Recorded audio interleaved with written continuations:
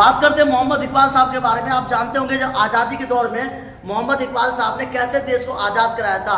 उससे पहले आप लाइक और सब्सक्राइब करते थे, क्योंकि अगर आप बीपीएससी की तैयारी कर रहे हैं, यूपीएससी की तैयारी कर रहे हैं, सीटेट की तैयारी कर रहे हैं, तो ये क्वेश्चन आपसे कई बार पूछा जा सकता है, अब पूछा भी जाता है। कई बार क्वेश्चन आया है कि मोहम्मद इकबाल साहब कौन थे, उनका जन्म कहाँ पे हुआ था। बता देते हैं, मोहम्मद इकबाल साहब जो कि देश की आज़ादी के दौर में बहुत क्रांतिकारी व्यक्ति रहे, बहुत बड़े कवि भी थे, और उन्होंने लिखा था सारे जहां से अच्छा हिंदुस्तान हमारा।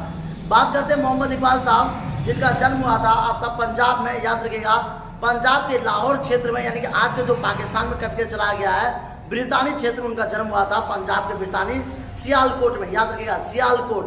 9 नवंबर 1877 में उनका जन्म हुआ था और एक गरीब परिवार में जन्म लिए थे, लेकिन सोच बहुत लंबा था।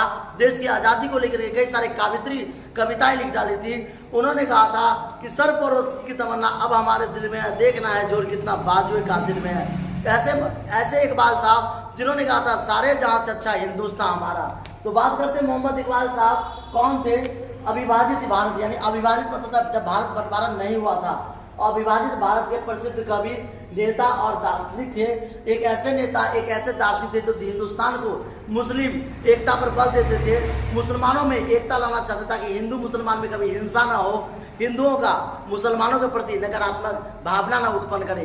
इसलिए हिंदू मुस्लिम में विचारों पर, एकता पर उन्होंने विशेष बल दिया था। बात करते हैं आधुनिक शिक्षा के प्रसार तथा बहु विवाह जैसी सामाजिक प्रथाओं को दूर करने के लिए कई आंदोलन शुरू किए थे मोहम्मद इकबाल साहब ने। जी हाँ, मोहम्मद इकबाल साहब ने कई सारे आंदोलन को शुरू किया था। बात करते हैं जैसे कि एक ऐसे कवि जो आधुनिक शिक्षा यानी आज के शिक्षा से जोड़ने के लिए प्रसिद्ध बहु विवाह, जैसे बहु विवाह मतलब प्राचीन काल में बहुत सारे विवाह कर लेते थे, बहुत सारी पत्नियां होती थी, बहुत सारे पति होते थे। याद रखेगा, बहुपति विवाह जिससे बहुत सारे पति होते थे, बहुपत्नी विवाह जिससे बहुत सारी पत्नियां होती थी। एक लड़का 4-4 पत्नियां रखता था, राजा महाराजा कई सारी पत्नियां रखते थे। ये बहुप्रथा जो था समाज में बहुत गंदा समाज था। ये भारत जैसे देशों में प्राचीन काल से ही ब्राह्मणों का, राजपूतों का शासन रहा है, लेकिन यहाँ पे जातिवाद की भावना भी बहुत ज़्यादा रही है, मैं की भावना ज़्यादा रही है, लोगों में हिंसात्मक भावना ज़्यादा रही है। इसलिए बात करते हैं कि भारत जैसे देशों में प्रथाओं को दूर करने के लिए, यानी कुप्रथाओं को दूर करने के लिए कई आंदोलन चले थे। उन्होंने मुसलमानों के बीच में व्यवसाय की, जाति व्यवस्था जैसे बुराइयों की निंदा की थी।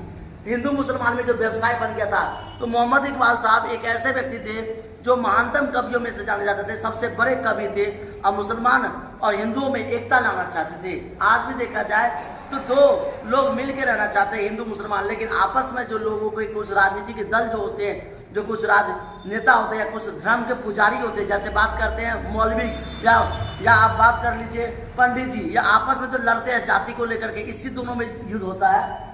तो इसी तरह से मोहम्मद इकबाल साहब ने कौन से नारा दिया था, सारे जहां से अच्छा हिंदुस्तान हमारा।